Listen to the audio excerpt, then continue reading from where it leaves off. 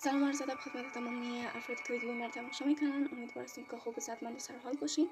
بنده سمیر عثمانی یکی از شاگردای اکادمی مبتکر هستم و امروز میخوایم در این ویدیو در مورد تفاوت used to, be used to و get used to صحبت هایی را داشته باشیم.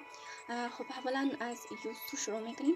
ما زمان میتونیم از used to استفاده کنیم یا هم ما در جملاتی از used to استفاده میکنیم که ما قبلا ها عادت داشتیم و کار انجام میدیم ولی فعلا انجامش نمیدیم. فرض مثال I used to walk to work. من قبلا ها عادت داشتم یا هم مجبور بودم که به کار پیاده برم و باید متوجه باشیم که وقتی که ما used to را استفاده میکنیم همیشه فعل ما به طور ساده میآید در جمله.